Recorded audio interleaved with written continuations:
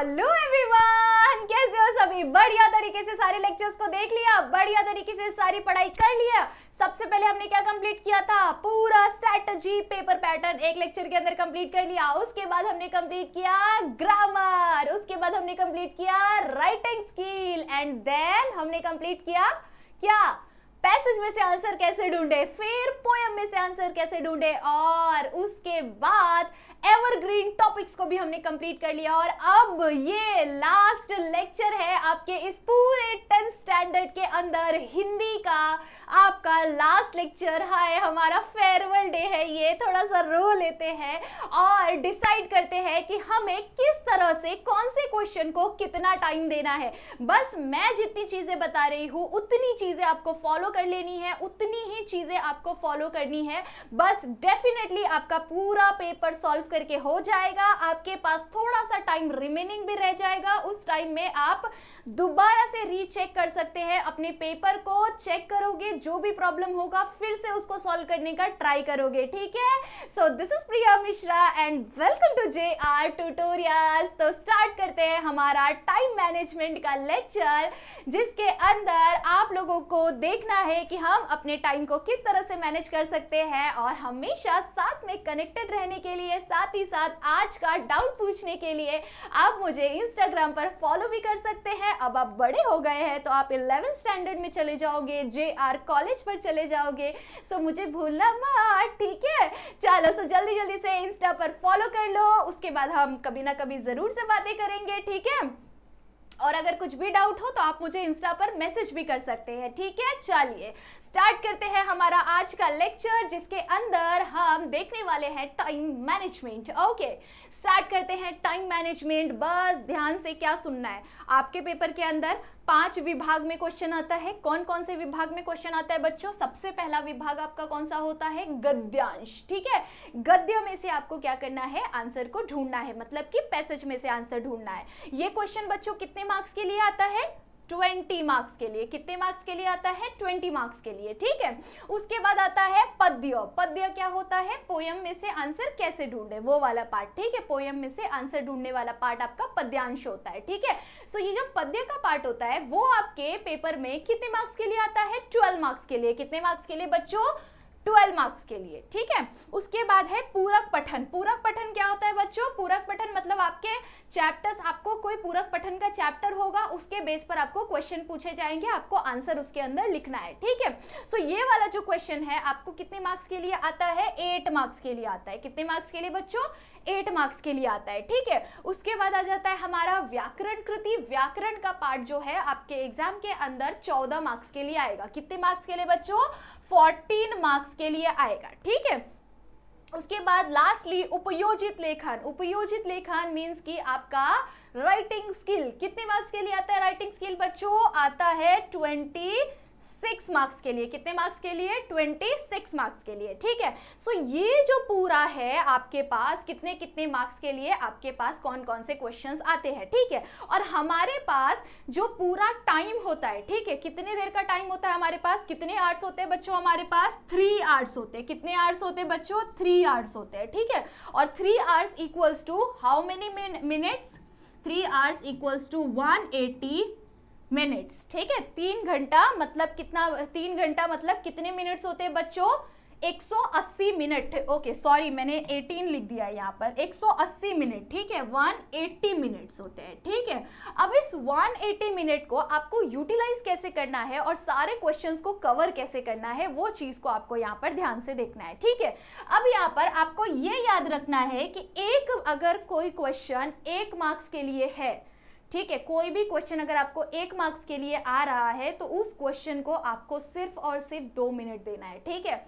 जितना मार्क्स उससे double time, जितना मार्क्स उससे डबल टाइम, ठीक है? याद रखना है, क्या याद रखना है?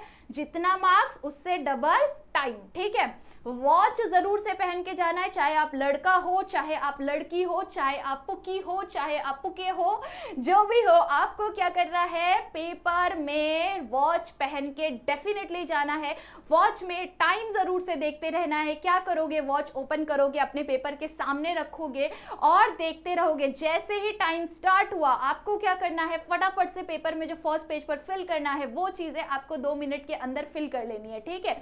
उसके बाद आपको फटाफट से स्टार्ट कर देनी है अपनी राइटिंग। और इसके लिए आपको क्या करना है बच्चों, आपके पास 20 मार्क्स के लिए फर्स्ट वाला क्वेश्चन आता है। मैंने क्या बोला, एक क्वेश्चन 1 मार्क्स, मतलब कि 1 मार्क्स के क्वेश्चन के लिए आप कितना मिनट देंगे, 2 मिनट देंगे। 20 मार्क्स के क्वेश्चन के लिए आप कितना मिनट देंगे, 40 मिनट देंगे। कितना मिनट देंगे, 40 मिनट देंगे, ठीक है। 40 मिनट दे दिया, मतलब कि मार्क्स जितना उससे डबल टाइम, ठीक है।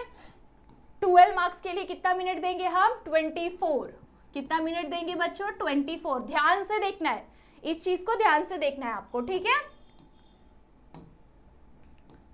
8 मार्क्स के क्वेश्चन के लिए कितना मिनट दोगे आप, 16 मिनट दोगे। कितना मिनट दोगे बच्चों, 16 मिनट दोगे। 14 मार्क्स के क्वेश्चन के लिए कितना मिनट दोगे, इससे डबल कर दोगे, मतलब कि 28 मिनट दोगे, ठीक है, 28 मिनट दोगे। उसके बाद 26 मार्क्स के क्वेश्चन के लिए कितना मिनट दोगे, 26 के 26 कितना होता है, 6 6 6 12 2 1, कितना हो गया, 5, 52। कितने मिनट दोगे बच्चों, यहाँ पर आप देने वाले हो 26 के लिए 52 मिनट, ठीक है। यहाँ पर आप लोगों का पूरा पेपर यहाँ पर कवर हो जाएगा, ठीक है। इससे ज्यादा टाइम किसी भी हालत में, इससे ज्यादा टाइम किसी भी क्वेश्चन पर स्पेंड नहीं करना है। आपको ये याद रखना है कि अगर आपने स्टार्टिंग के क्वेश्चन में ज्यादा टाइम स्पेंड कर दिया तो पीछे वाले क्वेश्चन आपके छूट जाएंगे। और पीछे में ग्रामर का पार्ट सबसे ज्यादा ईजी और स्कोरिंग होता है। ग्रामर के पार्ट में आपको पूरा मार्क्स मिल सकता है, तो इसीलिए ग्रामर का विभाग बिल्कुल नहीं छोड़ना है। राइटिंग स्किल का विभाग बिल्कुल नहीं छोड़ना है, क्योंकि इसके अंदर आप थोड़ा थोड़ा भी लिख के आएंगे ना तो भी आपको थोड़ा थोड़ा मार्क्स मिल सकता है। अगर आपने स्टार्टिंग में टाइम वेस्ट कर दिया तो यहाँ पर मार्क्स भी कटेंगे आपके और यहाँ के मार्क्स आपको मिलेंगे भी नहीं, ठीक है। सो मैंने जितना बोला है उतना ही करना है, ध्यान से टाइम देखते देखते पूरा लिखने का काम आपको करना है, ठीक है। सो ये पूरा ओवरऑल आपको अगर ऐड करना है तो ये ऐड कैसे हो जाएगा, 40 हो गया, यहाँ पर 56, हाँ 50 60 हो गया, 70 हो गया, इसको मिला दिया हमने 80, ओके। यहाँ पर आपका ओवरऑल कितना मिनट हो रहा है बच्चों, 160 मिनट हो रहा है। कितना मिनट हो रहा है यहाँ पर आपके पास, 160 मिनट। और आपके पास कितना मिनट है बच्चों, 180 मिनट है। कितना मिनट है बच्चों, 180 मिनट है। तो 160 मिनट को आपने 180 मिनट से माइनस कर दिया तो आपके पास कितना मिनट बच जाएगा बच्चों, 20 मिनट आपके पास रिमेनिंग रह जाएगा। इस 20 मिनट के अंदर अगर आप लोगों को आपने सप्लीमेंट लिया है, ठीक है, तो सप्लीमेंट के अंदर आपको दोबारा से वो सब फिल करनी है चीजें, ठीक है। तो उसके अंदर चलो 2 मिनट चला जाएगा, ठीक है, 2 मिनट चला जाएगा तो भी आपके पास 18 मिनट रह जाएगा। कितना मिनट रह जाएगा, 18 मिनट। और ये 18 मिनट एग्जाम के अंदर बहुत लंबा टाइम होता है। इसके अंदर आप पूरे क्वेश्चन को दोबारा से चेक कर सकते हैं। अगर बाय चांस आपका कोई भी आंसर छूट गया है, लिखना बाकी रह गया है, तो उसे आप दोबारा से अटेम्प्ट कर सकते हैं। अगर आपने स्टार्टिंग से सारे क्वेश्चन को अटेम्प्ट कर दिया है, आपके लास्ट के क्वेश्चन बच गए हैं, व्याकरण का कोई क्वेश्चन बच गया है, तो अगर थोड़ा सा चांस मिल रहा है तो आगे पीछे से आप आंसर भी लिख लेंगे, ठीक है। ऐसा काम करना नहीं है, आपको हमेशा अपने ऊपर भरोसा रख के अपने दम पर आपको पेपर लिखना है, ठीक है। ये हमेशा ट्राई करना है कि खुद पर विश्वास रखना है कि हम सही लिख रहे हैं। ये नहीं कि चलो हमारे आगे वाले ने क्या लिखा हुआ है, हमारे पीछे वाले ने क्या लिखा है, आजू बाजू किसने क्या लिखा है, वो चेक करते करते हम अपना टाइम वेस्ट कर देंगे, ठीक है। हमें पता चलेगा 1 मार्क्स का आंसर, पर वो 15 मिनट चला जाएगा हमारा 1 मार्क्स का आंसर इधर उधर से देख के लिखने के लिए, ठीक है। सो ये चीज कभी प्रेफर मत करना, ठीक है, कि आप आजू बाजू से देख रहे हो, अगर बाई चांस उसने गलत लिखा है तो आपका भी गलती हो जाएगा, ठीक है। सो अपना आंसर काट के दूसरों का आंसर बिल्कुल नहीं लिखना है, ठीक है। मैंने आपको इतने अच्छे से पढ़ाया है कि मुझे भरोसा है कि आप बहुत अच्छी तरह से पेपर लिखेंगे, ठीक है। और जैसे ही पेपर लिख के आएंगे फटाफट से स्टोरी लगाएंगे, मेंशन करेंगे, मैम हमने पेपर फाड़ दिया, एकदम भारी पेपर लिख के आए हैं, ठीक है। डेफिनेटली लगानी है, ठीक है, याद रखना है ये, ओके। चलो यहाँ पर हमने क्या कंप्लीट किया, 160 मिनट में हमने हमारा पेपर कंप्लीट कर लिया, हमारे पास 20 मिनट रिमेनिंग रह गया। अब इसके अंदर हम क्या करेंगे, दोबारा से सारे पेपर को एनालाइज करेंगे, देखेंगे कि कोई क्वेश्चन बच तो नहीं गया। अगर नहीं बचा हुआ है तो लास्ट में आपके पास उपयोजित लेखन मतलब कि राइटिंग स्किल का पार्ट है, इसके अंदर और बढ़िया तरीके से लिखने का ट्राई कर लो, और ज्यादा बड़ा तरीके से लिखने का ट्राई कर लो, ठीक है। तो जितना हो सके उतना लिखने का ट्राई करो, हाथ दुख जाए तो भी लिखना है आपको। क्योंकि ये जो है समय वो दोबारा नहीं आने वाला है बेटा। उस टाइम पर आपने अगर लिख लिया ना, वो एक एक दो दो मार्क्स अगर आपके बढ़ गए ना, तो वो फिर आपके परसेंटेज को एकदम इंक्रीज कर देगा, है ना। सो इसीलिए मार्क्स के अंदर जब आपका परसेंटेज आता है तो एक एक मार्क्स की बहुत वैल्यू होती है। तो इसीलिए आपको क्या करना है, जब तक है जा तब तक आपको हाथ चलाते रहना है, ठीक है।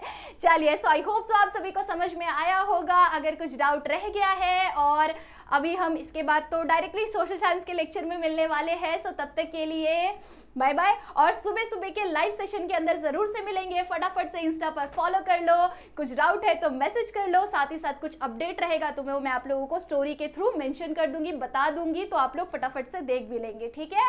चलो, सो बाय बाय, मिलते हैं इन सोशल साइंस लेक्चर। ओके।